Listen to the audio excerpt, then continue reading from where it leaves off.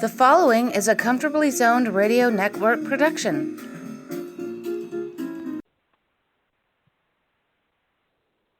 Hello, everyone. Welcome to Comfortably Zoned Radio Network. I'm Rob Denninger, and I'm here with Jack DeGraw, and as always, we're talking Yankees baseball. How you doing, Jack? Good. How are you today, Robert? Oh, not too bad. Unfortunately, the Yankees dropped the first two games of this series, but we're back in the Bronx today, and we got our ace Garrett Cole on the mound looking to get a win today. Yeah, it's going to be nice to be back at the stadium. You know, maybe we can, repeat what we've done in, previous years by playing well at the stadium because, we sure can't score any runs in Houston. No. In the first two games, we have 30 strikeouts and 54 at-bats. That's and more than half our at-bats we struck out in. Yeah, that's pretty much, been the story for the numerous seasons when we get in the playoffs, the Yankees. The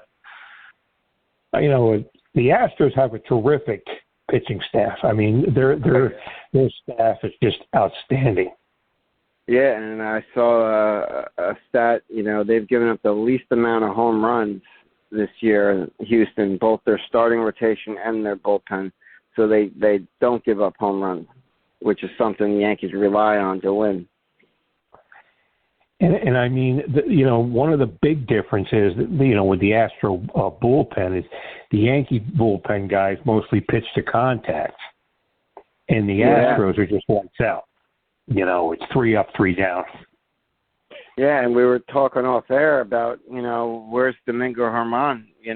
Boone hasn't gone to him once yet in the Cleveland series or this one. And Germán's a power pitcher. He can get up to 100 miles an hour, and he's got a nasty slider to go with it. And for some reason, I don't know why he's not using him. I have no idea. And the thing is, Germán is pitched out of the bullpen. Yeah. And we can go back to the Cleveland series. In the second game, they brought in Tellez in the 10th inning, and Tellez has never pitched in relief in his major league career. Yeah.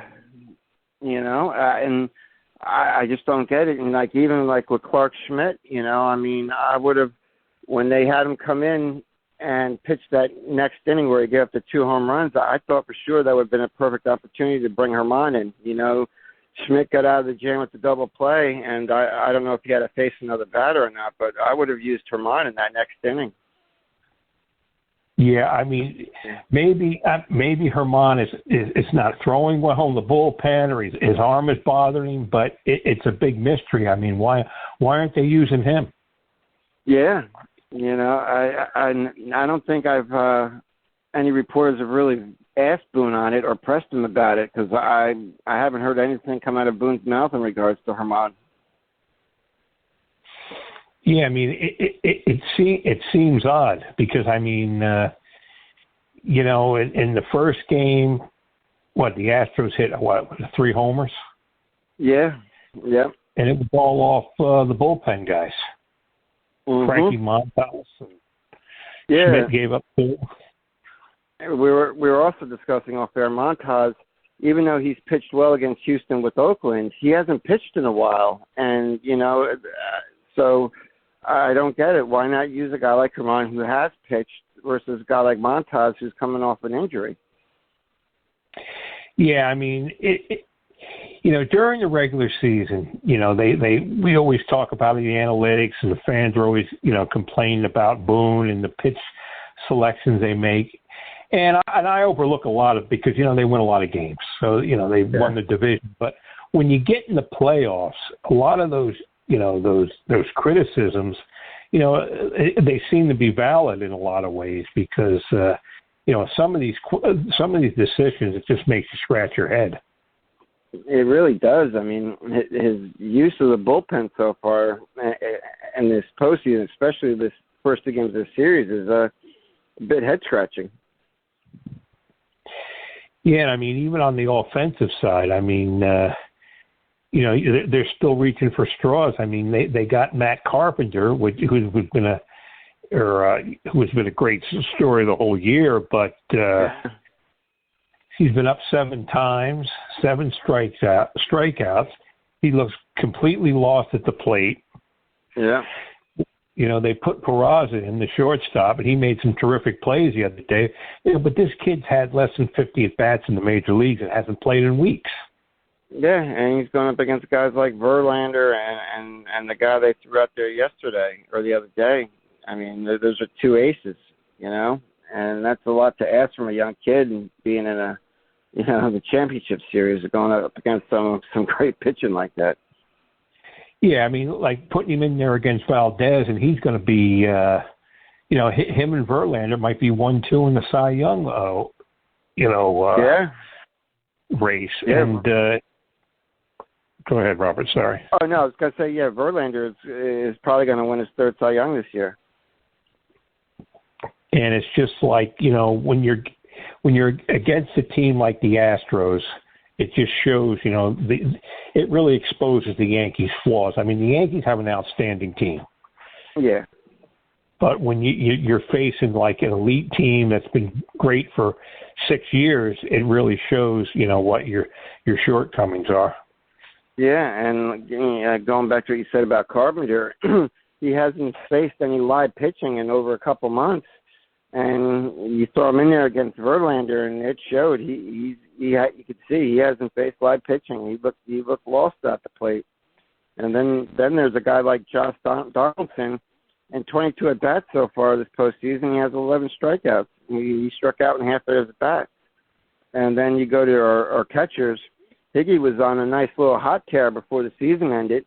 And so far in this postseason, in 3 games, he's got 5 strikeouts and 6 at bats. And his counterpart, Trevino, in 5 games, he's got 6 strikeouts and 15 at bats, and is batting under 100. So I mean, that's Donaldson, Carpenter, and our catchers. They're just not hitting at all. Yeah, well, Trevino hasn't hit for over a month, and you know, like DJ LeMahieu. I mean, he played the last few games of the season. He went 4 for 16. I mean, you know, he's his foot's obviously bothering him. He's not hitting with power. Yeah. But I mean, the guy can still, you know, maybe get a single or something, you know, to knock it run from second. I mean, Donaldson's been up with men on base and has just struck out. Yeah, and this is the thing that bothers me is Boone said that he could use LeMahieu in a pitch hitting situation. So I mean, if you could use him in a pitch hitting situation, why don't we see him in get more at bats so far? I mean, if he's able to hit and you're willing to use him off the bench, I don't get it. Yeah, I mean, I don't see why you don't have at least LeMahieu, if he's healthy at all, you know, play third base. Yeah. And if he's having trouble, well, then you put in Donaldson. I mean, you know, Donaldson was an MVP. He's been a great player for 4 or 5 seasons, but you know, he's declined a lot offensively. He's just he can't get around on good fastballs. Yeah, and Stanton, I think it was after Game 2, made a good point that they got to do a better job of putting the ball in play, you know, because, like, I think he was also referring to Donaldson swinging for the fences with 2 strikes. Stan said, you know, we got to do a better job of choking up and trying to get the ball in play with 2 strikes. And, you know, one of the players that does that is Rizzo, you know, and Bader. You know, and he's right. The Yankees' approach has to change a little bit. You can't just keep swinging for the fences and hope you hit.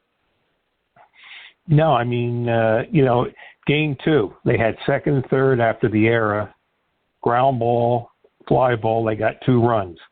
Yeah. The first game they had Verlander on the ropes. Yeah. Second and third, 1 out. Donaldson's up. At least a ground ball. A fly ball. Some, at least have some contact. You got to run. You got another run. Yeah. And he struck out twice that game with running. I think one time was first and second, the other time was second and third, and he didn't come close to even making contact. No, and then in the second game, his first time up, Donaldson, he went to the opposite field. He got a double down the right field line. So, yeah. when you're against the Astros, you have to take advantage of these things. I mean, Yep. you're not going to get many opportunities, and even the pitching. You know, against Cleveland, you make a mistake, it's a single or a double. Yeah. Against the Astros, you make a mistake, it's in the stands. Yeah. Yeah. So, and Judge came close to giving us the lead in Game 2 late in the game. And the ball just wasn't carrying that night. yeah, just a couple feet more, but you know, just didn't happen. No, You know, and Stanton and Judge both hit a couple of shots to right field where if they were playing at Yankee Stadium, they would have been home runs. well, hopefully they can. You know, they got to do it now because even if I think they'll go back to Houston. That's just my feeling. You know, they can win 4 out of 5, but really, realistically, it just seems like the Astros are the better team. Yeah.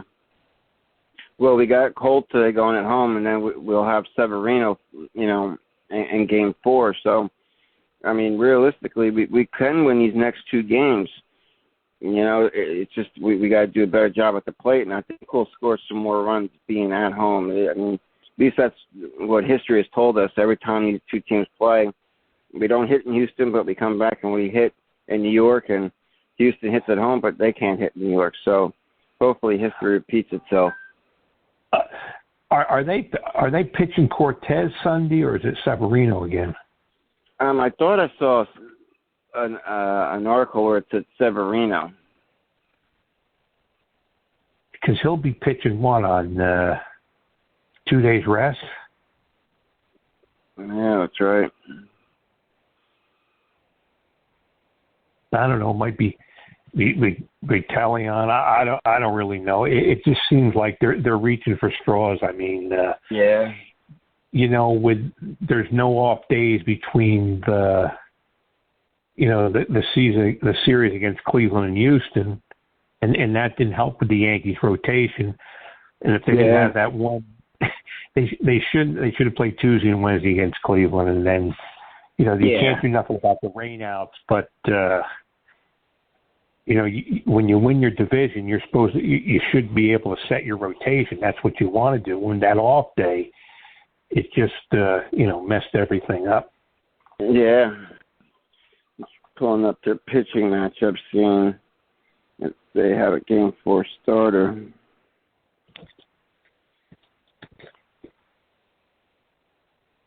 I thought I saw somewhere where Severino was set in line to pitch Game 4, but if Cortez is able to go, I think he'd go with Cortez. Yeah, because Severino would have a couple of days rest. I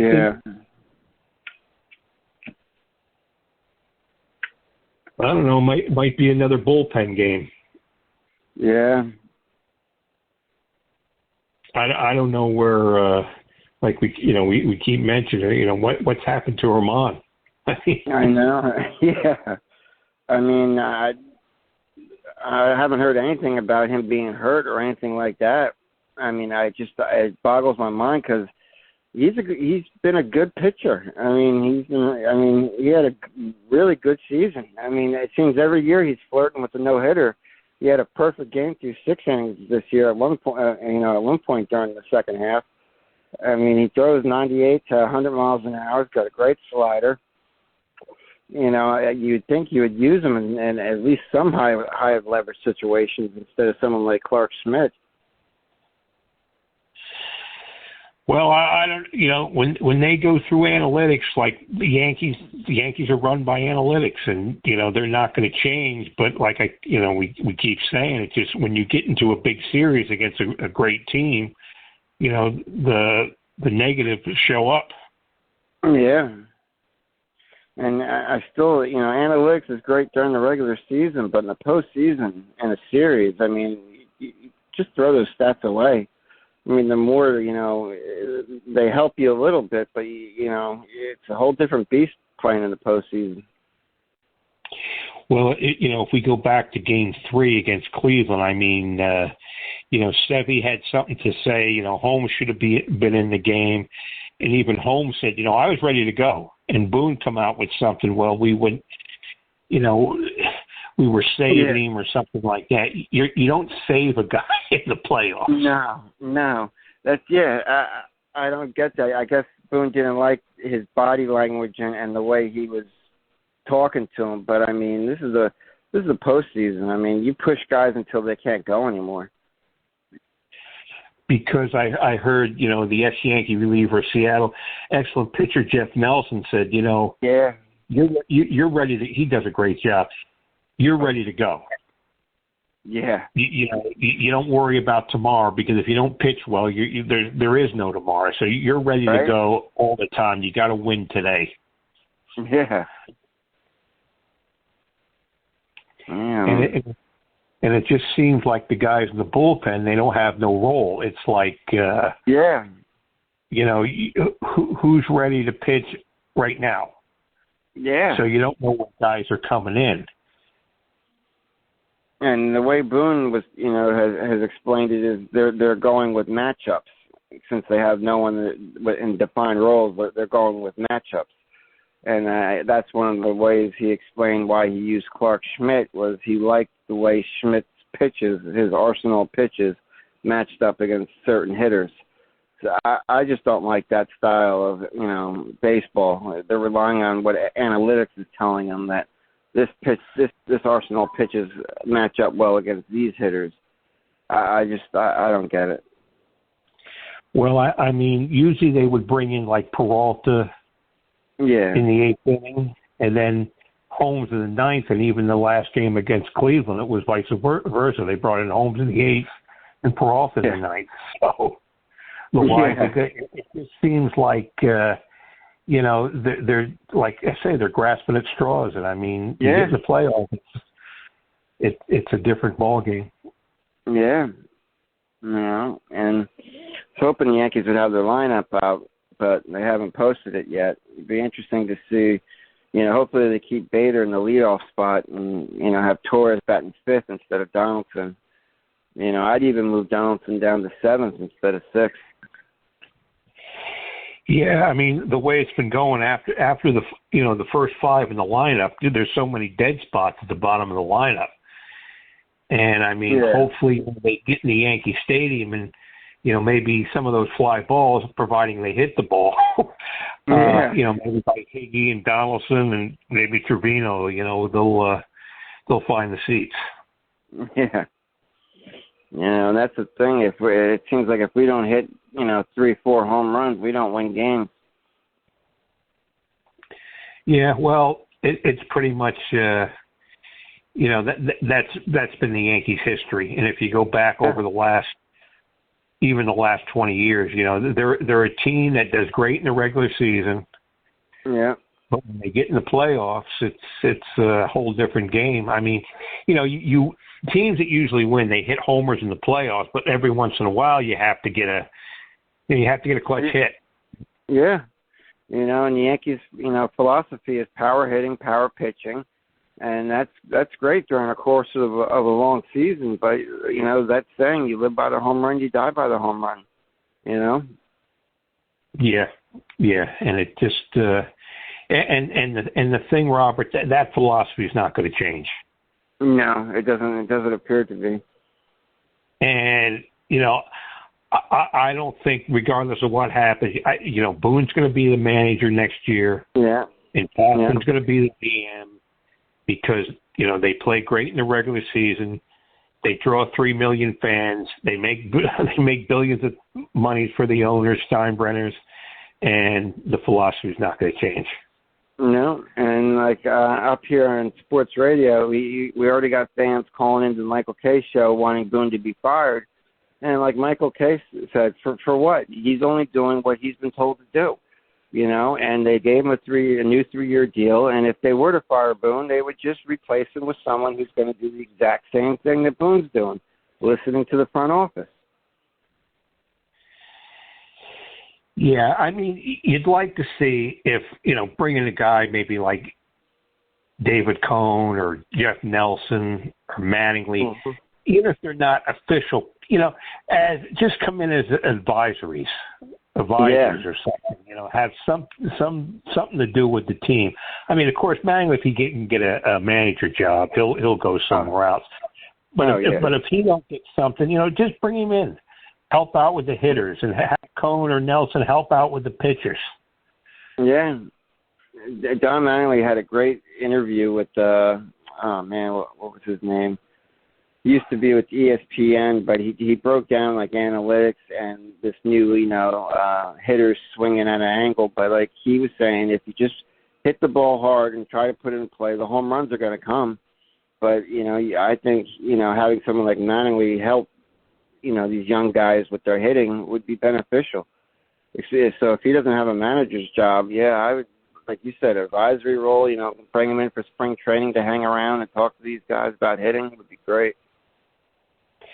Yeah, I mean, even somebody, if they're a roving instructor, they don't want to be with the team every day, but like you say, bring them in for spring training and then, just come around maybe once a month, visit the minor leagues and just, then if you get a manager job, you just, you take it. Yeah. And this off season, I'm worried about this off season, because we could lose Judge, and I mean, what do they do? How do they retool this team? If we lose to Houston again, I mean, they got to find a way to get better in order to beat Houston. And so it'd be interesting to see what the team might look like next year if we can't pull out a miracle and win this series. Well, I mean, one of the encouraging things this year, I like that Cabrera kid and Peraza, and then you got this guy Volpe coming up. But the priority is you got to sign Judge. Yeah, you have to. I think he has a WAR of up around 8 or 9, something like that. That was months ago. It could be higher than that now. I mean, you can't replace someone like him in his production. You can't. There's no one out there that can replace him. Well, I mean, if you follow the team, if you follow the Yankees, you know how many games Judge has almost won single-handedly, with late-inning home runs and, clutch hits, great defensively. I mean, they won 99 games. Without him, they might have won 90, 91. Yeah. I mean, and the amazing thing is he was playing center field a whole bunch this year, too. I mean, he great defender. I mean, the guy's getting better with the bat. I mean, he's more disciplined at the plate. I mean, this year, you see him every season, he gets more disciplined at the plate. Yeah, he just gets better all the time. Another thing, Robert, we should mention, the Yankees missed Benintendi, too. Oh, yeah, that lefty bat. I mean, him and DJ LeMahieu at the top of the lineup would make a whole bunch of a huge difference. Yeah, I mean, Benintendi's had playoff experience, and just having him in left field, and it gives you another bat that's just not a home run hitter. He'll go for singles and doubles. That's what he hits. That's what he hits anyway. Yeah, and not only LeMahieu and Benintendi being out, but not having Chad Green and Michael King coming out of the bullpen, that's another, hurts. Losing them early in the year. Yeah, but the Astros, the team they played in 2017, the Astros are almost a whole different team then. So they make some great roster moves, and they just keep the song remains the same with them too. They just keep excellence. They just play the same every year. Yeah, I mean, look at they lose Carrera. He signs with the Twins. I mean, he MVP caliber player, and they also lost Springer to the Blue Jays, I think, a couple of seasons ago. I mean, it doesn't matter who they lose. You're right. They keep turning out great players and got a great team. Yeah. Yeah, I'm looking at Cole's postseason pitching. He's in 7 years, he's got a 10-5 record with a 2.81 ERA. So, I mean, he pitches extremely well in the postseason. He just gets, lack of run support. Yeah, I think other than, like the blow up in Boston last year, even in 2020, he pitched well in the playoffs. So I think he just gets so jacked up to start the game, he's got to calm himself down a little bit. Other than that, he settles into a groove. Yeah, Same with like at the stadium, the fans are going to be going crazy. Oh, yeah. And playing at home, with our fans, it should be a good game today. I mean, we'll know right away. If Cole's on, then it should be a good game. The Yankees should win today. Yeah, I got good feelings with them in the stadium. I mean, they'll be going back to Houston. And, I think you're right. I think Cortez will pitch Game 4. But if they have to go to the bullpen early, I hope we see Herman come out of the bullpen if they got to go to the bullpen early in the game. Yeah, and, that's another thing, Robert. When you get to Game 6, or even if there's a Game 7, who are you going to pitch? Yeah. I mean, I hope they don't use Montas, I mean, I know he's pitched well against Houston in the past, but like we were saying, he didn't pitch towards the end of the season, and, I wouldn't throw him in there. Well, I mean, you'll still have Cole on 3 days rest if you get to Game 7, and you still have Cortez. He'll pitch a couple innings. But I mean, even Game 5. I mean, Cole pitched great in Game 4 against Cleveland, and he was in the bullpen at the end for Game 5. So.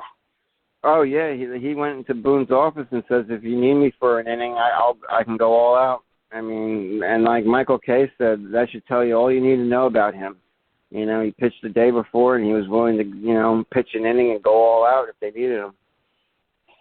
Yeah, he was in the bullpen. He was throwing, so he was ready and willing to come in. And the Yankees, if they're going to win this series, are going to need, they're going to need Cole in Game 6 or Game 7. Yeah, and I just hope. I know Judge is Judge is only batting 179, but I mean he's still got a couple homers. Stanton's got a couple homers, but it's been Rizzo's look good, Bader's look good. Other than those four guys, the bottom of the order's got to help the team out. Yeah, I mean they have a tendency, the Yankees. When they go bad offensively, it gets really ugly. Yeah. And it couldn't happen at the worst times. I mean, the big three, Stanton, Judge, and Rizzo, I think they'll come up big at the stadium. And Bader's been outstanding, too. Torres has got his share of big hits this year, but, from 6 through 9, those guys have to do something offensively. Yeah. And Bader, did he set a record for hitting his first 4 home runs with a member of a new team in the postseason, something like that? I think it was some kind of record. Yeah, there's something that came out of that. He's really been you can see why the Yankees got him. Yeah. He could fly around in center field, and he's not too bad at the plate. At least not yet. Not so far he's been good at the plate. Yeah, and he can, he'll steal a base. He can play some small ball. So, that was a good acquisition by Cashman. It didn't look it at the time, but that was a good trade. Yeah, and 2 days ago was Mickey Mantle's birthday. He would have been 91 years old if he was still alive. Yeah, and the day after was Whitey Ford. Oh, that's right. How about that? Yeah, that was. They were two of the greatest players ever, and two of the greatest Yankees. And personally, I was lucky to see both of them play. Yeah, I seen Mickey. Yeah, I seen Mickey hit 3 homers live, and I seen Whitey Ford shut out the Washington Senators in '65 when they had Don Zimmer. So, yeah. And the thing is, with Mantle, all his postseason home runs are World Series home runs, correct? Yeah, because they only had, you only had the 8-10 team leagues, and when you won you won the league, you're in the playoffs, and Whitey had 10 wins in the series, and wow, just two icons, two reasons why the Yankees are the Yankees. Yeah. And didn't they play a 9-game series back in the day instead of 7-game series in the World Series? In 1920, 21, 21 and 22, 23, the Yankees were in the series against the Giants. And I believe in 21 and 22, you had to win 5 games. Wow. So, and they actually had a tie the one year. So if you look at that, they played all the games in the Polo Grounds in 21 and 22, the Giants and the Yankees, and the Giants said the Yankees were drawing more than us, so they said go build the Yankee Stadium. But yeah, they had the best out of 9. Wow, that's crazy. Would have been that's nice though, but it's fun. 9-game series. Yeah, I mean, that's reward nutrition. I'm looking at Mantle's career highlights here. He was a 20-time All-Star, 7-time World Series champion. He was the AL MVP 3 times, a Triple Crown winner. I mean, a batting champ, a home run champ, an RBI champ. I mean, my God.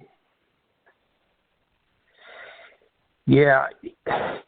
Well, what can you say? He was just one of the greatest ever. The other day, Robert, I posted something on my Facebook page. I didn't even know it was Mickey's birthday. In the 61 series when he got a hit and they had to take him out because, he was bleeding through the uniform. He could barely run. And, they put in Hector Lopez to pinch run, and we spoke of Hector a couple weeks ago. But there's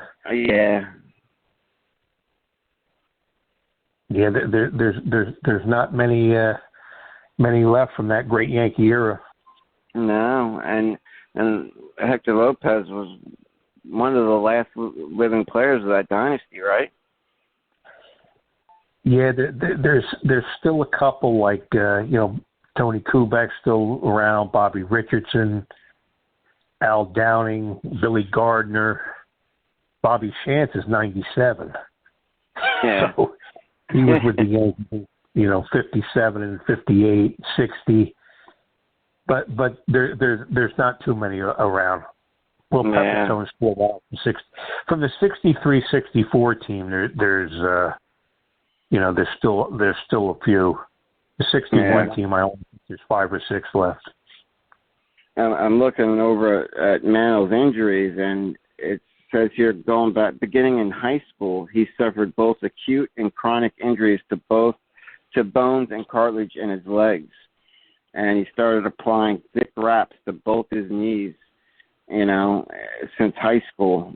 And as a 19-year-old rookie playing in right field in his first World Series, Mantle tore the cartilage in his right knee on a fly ball hit by Willie Mays. Jody was playing center field. Well, one of the things I think when Mickey hurt his leg playing, I think it was high school football, there was even talk. They were even talking about they wanted to amputate the one leg. Wow.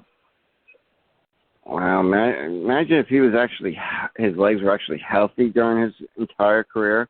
I mean, it was amazing how fast he was despite those injuries. Well, one of the things is because he had the trouble with his knees and stuff, he didn't have to go, he didn't have to go in the Army for the Korean War. Oh, I didn't know that. Yeah, so he was given an exemption. I mean, I'm sure if he went in the service, they're not going to send him over to Korea because, he's a ball player. But, a lot of them went over in World War II, and even in Korea, Coleman and Ted Williams flew Jerry Coleman, Ted Williams flew. They'd actually seen fighting in Korea in Second World War.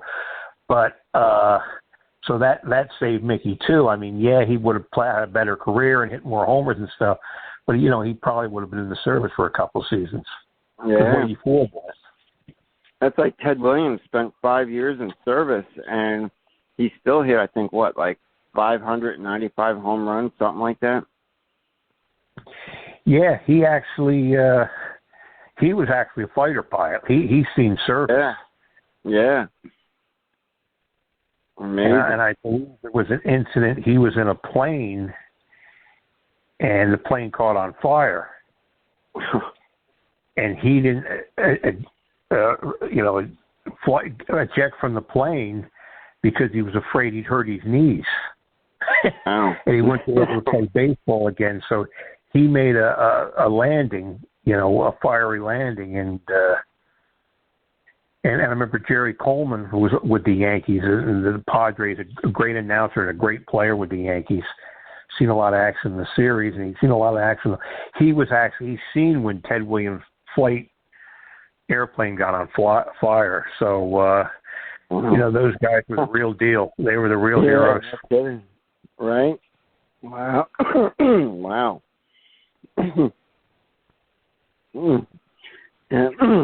Chelsea's all congested. I'm sorry. Yeah. So there's a lot of history behind the scenes. Yeah, and Mantle. My dad always says Mantle. That last season, he kind of wished my dad said, didn't play that last year because his batting average dipped under 300 for his career. Yeah, after 64, he lost like 10 points on his average the last 4 years. He wound up at 298, but after the 64 season, he was 308, and towards the end, it was he couldn't move, he couldn't run. Yeah. But my dad had said he was always really proud of batting, being a 300 hitter. He took a lot of pride in his hitting, too. Yeah, like I mentioned, at the end there, he just couldn't move. It's, even when you see him hit the home run for his 500th home run, his knee collapsed. Yeah, he was limping around the bases. Bobby Cox said, even though he was beat to hell, he was still their best hitter on the team that last year. Well, the last 2 years he had he had 225 walks in 67 and 68. So yeah, Jesus, he was on base all the time. And over in the National League, the Phillies are up 2-1 on the Padres. Who would have thought? Yeah, I mean, that's amazing. I mean, at the end, I know the Phillies were in a slump in September, and they almost fell out of the playoff race. Yeah. And, at one point, they lost 8 out of 12 late in the season, and we're talking about the Yankees, but look what happened to the Dodgers, the Mets, the Braves. I mean, yeah. I mean, the Dodgers had them. I think the Dodgers had the most wins in the majors, right? And they got bounced by the Padres. And the Braves got bounced by the Phillies. Yeah, the Dodgers had 111 wins. The Braves had, I think, 102. The Mets had 101. That was just, and it didn't mean nothing. Yeah. It's like you get a team that gets hot going into the postseason, and you never know what could happen. Yeah, well, that's why it creates interest throughout the season, and it makes the it makes the postseason terrific. I mean, the playoffs in baseball is terrific in the postseason. Yeah, and like today, if the Yankees do lose and go down 3-0, only 2 teams in the history have ever come back from a 3-0 deficit. The last being the Red Sox in 04 against us. Yeah. Unfortunately, I remember, the thing I remember, Robert, I just moved from New Jersey to Tampa when that happened. So I didn't have to, see that all in the Daily News and the Post. And yeah. Yeah, it was brutal because in Game 3, I think we won something ridiculous like 18-4, and you thought, oh, this is over. I mean, oh my God. And they had Mo on the mound in Game 4, and you know, a couple things. I mean, you know, George didn't want to sign Andy Pettit, so we would have had Pettit on the mound in one of those games. And another thing was John Olerud, the Yankee first baseman, got injured. That's right. They put in Tony Clark. and Clark went like 1 for 21 or 1 for 22, and he was always up in clutch situations. So they really missed John Olerud. Yeah. Yeah, John Olerud, he was a hell of a player. He had a heck of a career, too. Yeah, he could great offensively, great defensively. He played with a batting helmet on, and but when he got hurt in that playoff, that really set him back. Well, what was the reason for him wearing that? Didn't he have like a tumor at one point or something like that? Yeah, there was something. If he got hit in the head, it could cause permanent damage, and he always played with a helmet. And the only other player I remember, I think Horace Clark used to do it once in a while. That's right. But Olerud was terrific, but for losing him that playoff, that really hurt the Yankees. Yeah, John Olerud was a career .295 hitter for his career. Yeah, he was a super player. You don't hear much about him now, but during his prime, he was one of the best players in the game. Yeah. Well, Jack, hopefully when we talk again, we're celebrating our advancement to the World Series. We play today, and I think we play tomorrow too, right? Sunday? Or do we have a day off Sunday? No, there is no off days. It's 5 o'clock today, 7 tomorrow, and I think it's 4 o'clock on Monday. Okay. So, next Tuesday, I guess we'll when we talk, we'll either be talking about the off season or the World Series. Well, hopefully it's the World Series. We'll have to see how it goes. I'm optimistic, but I'm also realistic. So yeah. Well, it should be a good game today. I expect them to win and take it from there. At least get the series 2-1. Yeah, they'll be back in Houston. So we'll see how it goes, Robert. That was a pleasure. Yeah. So next Tuesday, Jack. Yep, sounds good, Robert. All right. So our listeners, wish the Yankees luck.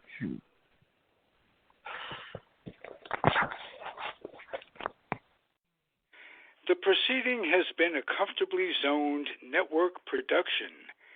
You are advised to keep your dreams wet, your humor dry, your children and grandchildren out of military recruiting offices and off the laps of clerics who wear dresses.